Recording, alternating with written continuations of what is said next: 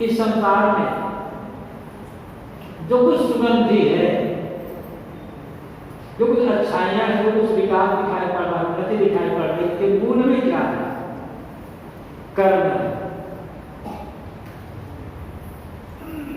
और जो कर्मशील होता है, मेहनती होता है, वही आगे बढ़ता है, चाहे वो व्यवहार के क्षेत्र में हो, चाहे वो परमार्थ के क्षेत्र में हो। उपनिषद में एक मंत्र आता है, चरण में मधुविंदति चरण स्वाद मधुवरम सूर्य तपस प्रेमाम जो न तपते चरण चले गए। चरण जो गतिशील है, जो कर्मशील है, कर्म तत्पर है, सेवा साधना के किसी कर्म में लगा हुआ है, वही मधु प्राप्त करता है और वही उदूर का मीठा फल प्राप्त करता है।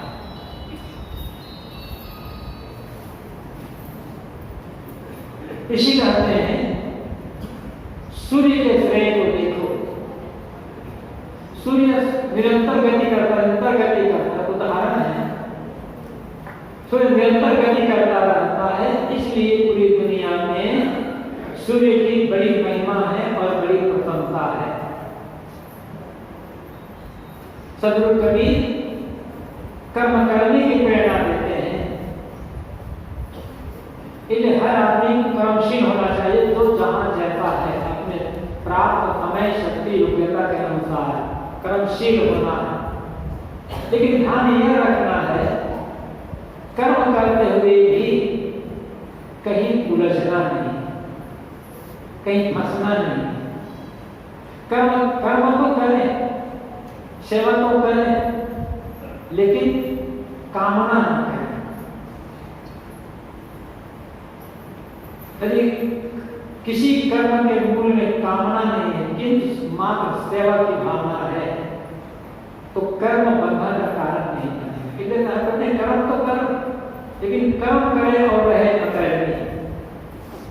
कर्म भी करो और कर्म करते हुए अकर्मी रहो। अब कर्म करते हुए अकर्मी कैसे रहा जाएगा?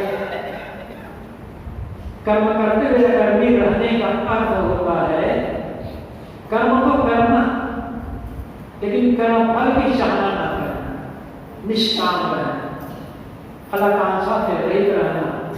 तो आप अकर्मी ही कर्म भी कर रहे हैं, और अकर्मी ही कर्म आपको बंधन के कारण नहीं बनेगा। कर्म प्रधान है जीवन, कर्मशील हमें रहना है। कहते प्रेम मार्ग का छोड़ना तय के विनाश, मतलब जीवन के प्रत्येक कर्म को प्रेम पूर्वक करें। जब हम किसी काम को प्रेम पूर्वक करते हैं, समर्पित भाव से करते हैं, तो हमारा हर काम, हर कर्म पूजा बन जाता है। अब जब हर कर्म पूजा बन गया, तो पूजा का परिणाम क्या होगा? मन की प्रसन्नता और आत्मिक विकास। हर काम को अपने इष्ट का काम समझ कर देखते हैं, चाहे तो काम करना, घर में झाड़ू लगाना है, झाड़ू लगाना बहुत छोटा काम है।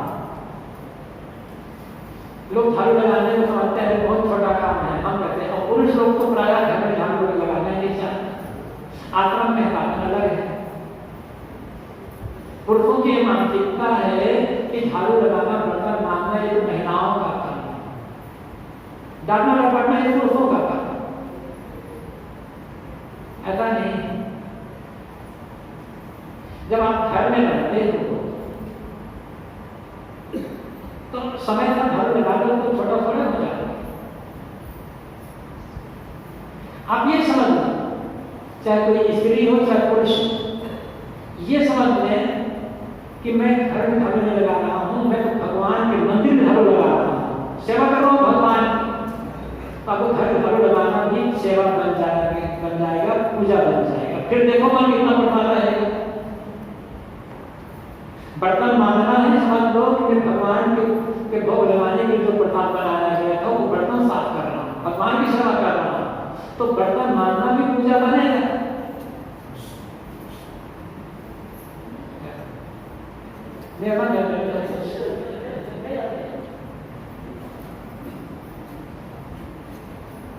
तो हर काम को आपको समझ करना है पूजा समझ कर। यही सदगुरु कबीर का प्रेम कब्रस्तान का विनाशन है। और लोगों से व्यवहार भी करना है तो प्रेम पूर्वक ही व्यवहार करना है, फिर कोई दिक्कत नहीं होती। आगे कहा कहते हैं पानी विलीन हो दास को तन बोली सांस। ये पूरी प्रकृति सत्ता उस व्यक्ति के जीवन में चमक देती है जिसके मनसा भाषा करवाना सत्य की प्रतिष्ठा होती है। मन में सत्य की भावना हो, वाणी सत्यता पूर्ण उच्चरित होती है, और जो कर्म कर रहे हैं हम ईमानदारी पूर्वक सेवा कर रहे हैं। हर विश्वास तो यहाँ पर कहते हैं शांत बराबर तप नहीं। सत्य के रास्ते में जीवन में सत्य का आदर, सत्य के व्यवहार के समान कोई तपस्या नहीं है। सत्य के रास्ते पर चलना ही सत्य में तपस्या है और ये सत्य बड़ा धर्म है। तो पूरी प्रकृति सत्ता उसके जीवन में चमक देती है जिसके कर्म वचन में सत्य की प्रतिष्ठा होती है। वहां एक घटना है, वो पुरुषों लाइन में एक नाम मिलाए हैं।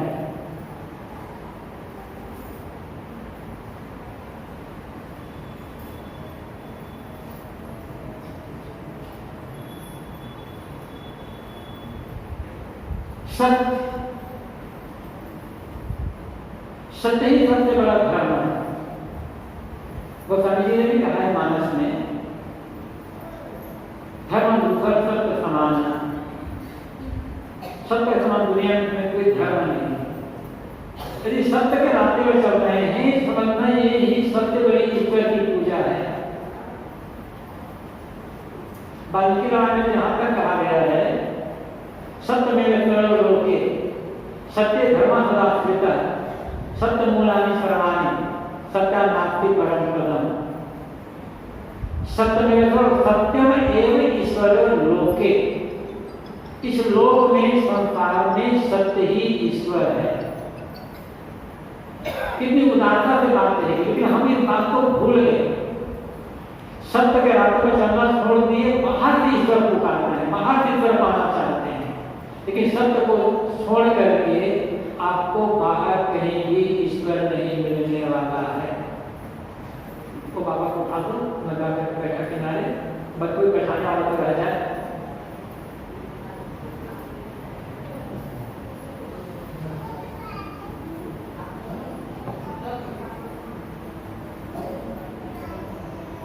तो जो आदमी सोचता है कि सत्य को छोड़ करके हम ईश्वर मिल जाएगा, तो भूल में, तो भ्रम में। ऋषि कहते हैं सत्य में लोके, दुनिया में सत्य ही ईश्वर है। सत्य धर्म सदा प्रेता, सदा से धर्म सत्य पर ही टिका हुआ है, सत्य पर ही आते हैं। सत्य मूलानि सर्वाणि, जितने भी शुभ कर्म है, जितने भी पुण्य कर्म है, सबके मूल में सत्य ही है। सत्य नास्ति परम पदम, और सत्य से बढ़ करके कोई परम पद नहीं है। सदगुरु कबीर कहते हैं पानी दिनों दास को कर्मन बोले सांस।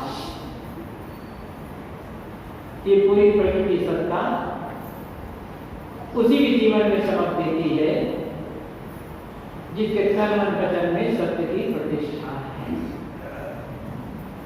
गुरुदेव जी प्रारंभ में पहले दिया करते थे ऋग्वेद का मधुवाका निकाय के बदल चरण की सिद्धवा मां भेड़ना संशोधित। ऋग का मतलब होते हैं नियम, ऋग का मतलब होता है सत्य। जो सत्य के पथ पर चलता है, ऋग के पथ पर चलता है, उसके लिए वनस्पतियां मधु बरसाती है, हवाएं मधु होती हैं और नदियां मधु बरसाती हैं, बहाती हैं। मतलब सत्य के ऊपर पर चलने वाले के लिए पूरी प्रकृति सहायक बन जाती है। इस एक पंक्ति साखी में सदगुरु कबीर जीवन के व्यवहार कैसे करना है, किसी भी कर्म को किस प्रकार से करते रहना है ताकि हमें बंधन भी ना मिले और सेवा भी हो जाए, ये बात भी बताते हैं। और ये बात बता देते हैं कि यदि पूरी प्रसन्नता चाहते हैं, आत्मकल्याण चाहते हैं तो सत्य के मार्ग पर चलो। कभी स्वयं सत्य के मार्ग पर चले और सत्य के मार्ग पर चलते चलते वे अमर होते। लोग ये कहते हैं कि सत्य के मार्ग में चलना तो बड़ा कठिन है, कठिनाई कहाँ नहीं है? क्या झूठ के मार्ग में कठिनाई नहीं है? झूठ के मार्ग में तो और बड़ी कठिनाई है।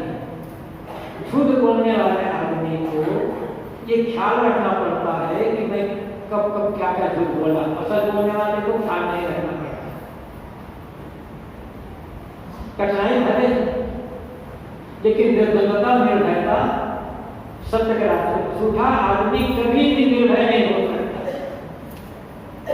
कोई भी आदमी आप झूठ बोल करके देखें, अंदर में है, होगा ही होगा। और सत्य बोलते हैं तब निर्भय।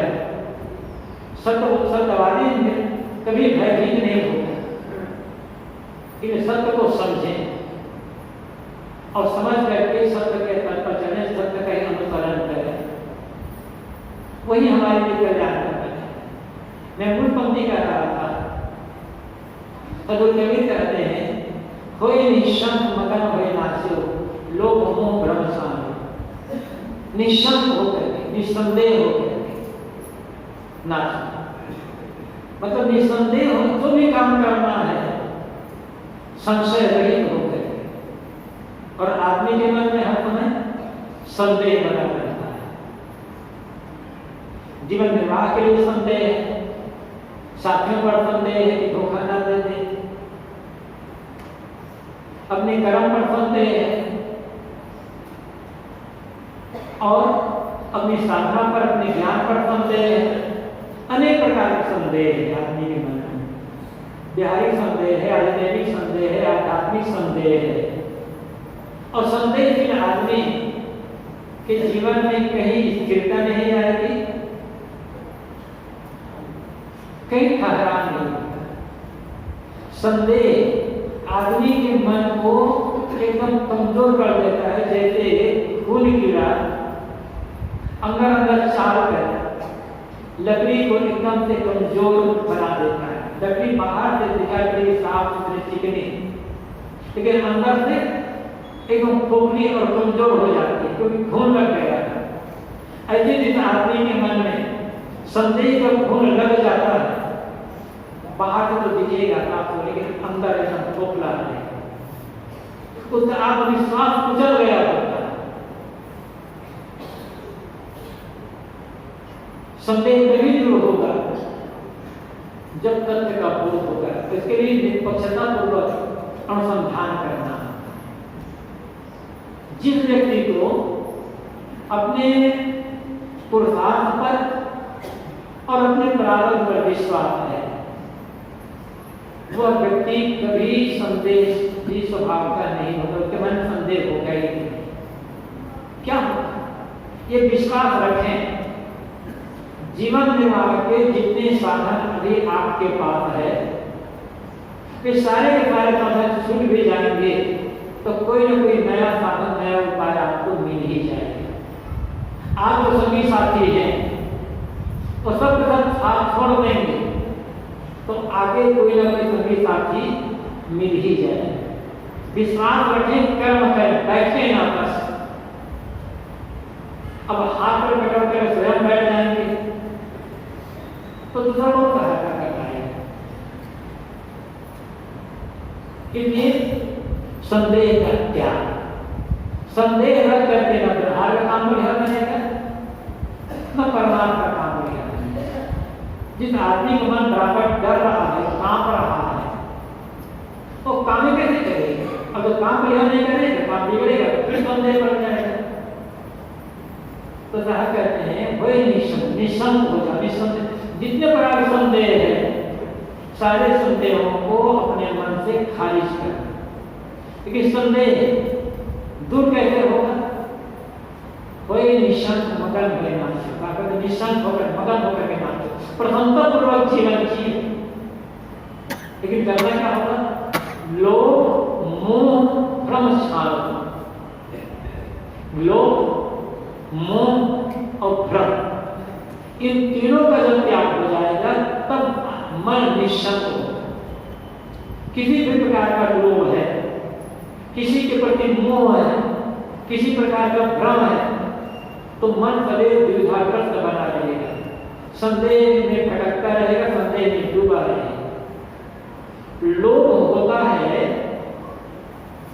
पदार्थों के प्रति, रुपये पैसे हैं, जमीन जायदाद है, खाने पीने की चीजें हैं, कपड़े लगते हैं, गहने हैं, गाड़ी घोड़ा आदि है, जो निर्जीव पदार्थ है, स्थूल पदार्थ है, लोग उन पदार्थों के लिए होता है।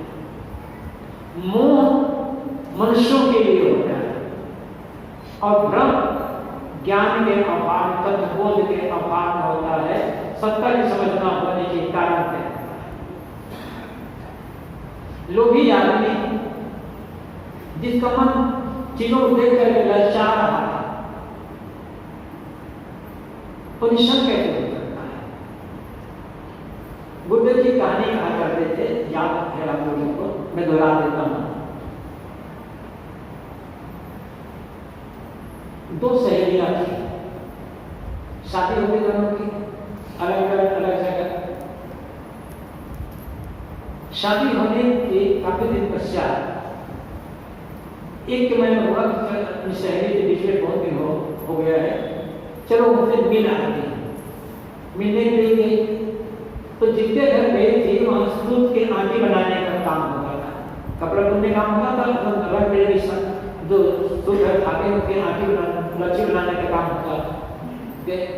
तो उस समय वो की सहेली कहीं भी आटे बनाने का काम कर रहे, रंग बिरंगे दूध के दाने कर रहे।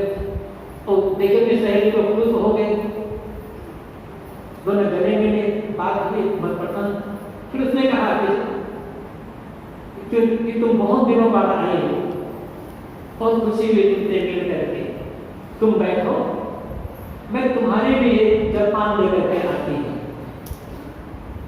तो जिसके घर गई थी वो जलपान लेने में चली गई, कुछ अंदर जो गए उसके मन में लोभ हो गया, सूट की आंखें हो गई, सुंदर सुंदर सूट दिखाई पड़ रहा है, चमकीले। लोभ आया, लोभ को रोक नहीं पाया। एक आटी उठा करके यहाँ बगल में दबा दी, वो जलपान लेकर के अंदर से आई, अपनी शरीर में जलपान दिया, देखा तो लगा कि यहाँ एक आटी गायब है। अब यहाँ कोई दूसरा तो कोई आया नहीं, सहेली बैठी थी, जरूर किसी ने लिखा कि पूछे कैसे, मर्यादा करती है, मेरे चोरी के नाम बता रहे हैं, अब आगे ही कैसे? लेकिन समझ गए कि इसी ने ही चुराया है, इसी ने छिपाया है। जलपान कर दी तो उसने कहा कि सहेली, मैं बहुत दिन हो गए हम दोनों मिले थे, तो हम लोग गाँव में रहते थे, छोटी बच्चियाँ थी हम लोग दोनों, तो कितना हम लोग नाचती कूदती थी। बहुत दिन हो गए, चलो हम लोग आज दोनों मिल करके नाचते हैं, चलो नाचें। अब नाचने पर तो हाथ मटाना पड़ता है, उठाना पड़ता है, वो हाथ दबा कर ऐसे दबा करके नाचे। कहा अरे हाथ उठाकर नाचो, नहीं हमारे यहाँ ऐसे हाथ दबा करके ही नाचा जाता है, लोभ है ना मन में। तो लोभ आएगा तो आदमी खुल करके नाच नहीं पाएगा, किसी का भी लोभ होगा। लोभ आदमी के मन को कमजोर कर देता है। लोभे जन्म बना क्या पाप में खाया पंचायत में, इसलिए कहा गया लोभ जो है पाप का पाप है। अनेक पाप इस लोभ के कारण होता है। क्षणिक लोभ तो होता है, और लोग पढ़ करके आदमी पाप को कर लेता है, लेकिन अंदर में एकदम भयभीत हो जाता है, कांप हो जाता है। न सोते समय प्रसन्नता है, निर्भयता है, न जागते समय। मेहनत करें आप, मेहनत करते चलेंगे, जीवन निर्वाह के लिए आवश्यक सारी सामग्री आपको मिलती चली जाए, इसमें कोई कमी नहीं होगी। दूसरे की चीजों को देखकर कभी ललचाए ना। ये ललचाना दरिद्रता की पहचान है। दरिद्र आदमी ही ललचाएगा, धनी आदमी नहीं ललचाएगा। धनी मतलब भीतर का धनी, पैसे का धनी वो ललचाता रहता है। आदमी पैसे से बाहर धनी बन जाएगा, लेकिन भीतर तो दरिद्र हो जाता है, गरीब हो जाता है। उनकी आशा है, तृष्णा है, लोभ है मन में। अब वास्तविक धनी तो वह है जिसके मन में हर समय संतोष भरा हुआ है। जो संतुष्ट है वह धनी है। फिर उसके मन का लोभ, उसके मन का लालच खत्म हो जाता है। वो आकर्षित नहीं होता। किसी की हम कोई चीज देखें, कोई भी चीज हम देखें किसी की, आकर्षित हो गया हमारा मन, लुप्त हो गया हमारा मन, एक चीज मुझे भी मिलती, बस दरिद्र बन गए और अपने को बेच दिए। और बेचते बेचते आदमी पता नहीं कहां कहां अपने को बेच डालता है। चीजें बड़ी हो जाती है, आदमी छोटा हो जाता है। सदगुरु कहते हैं अपने को बेचना बंद कर। ये लोग हमें मत करो। ये लोग ऐसा है, ऐसा पाप है कि तुम्हारे सारे पुण्यों को खा जाएगा, परिश्रम कर्मों को खा जाएगा। और एक बार लोग के मार्ग में कदम बढ़ाए, लोग एक बार गलत कदम बढ़ाए, तो कदम बढ़ाना तो सरल होता है, फिर बढ़ाए कदम को पीछे खींचना बहुत कठिन हो जाता है। इसलिए सावधान, मेहनत करते चले, आपको कभी कमी की आवश्यकता नहीं पड़ेगी। किसी के आगे आपको हाथ फैलाना नहीं पड़ेगा। लोग निर्भर करते पाप तो होता ही है, जगह जगह हाथ फैलाना पड़ता है। और हाथ फैलाने करते क्या सब समझते हैं। तो तरह कहते हैं यदि निशांत होना चाहते हैं, अंदर से एकदम ठोस होना चाहते हैं, तो लोभ को छोड़ो, निर्लोभी, संतुष्ट, आत्मतुष्ट करना चाहिए। सबसे बड़ा धन तो संतोष धन है। गोधन, गजधन, बाजधन और रतन धन खान। जब आगे संतोष धन, सब धन भूरी समान। संतोष का बड़ा धन होता है। और जहां संतोष नहीं है वहां सुख कहां? सुख वही है जहां पूरा आत्मसंतोष है। संतोषी सदा सुखी एक कहावत नहीं है, हकीकत है, हमारे महापुरुषों का अनुभव है।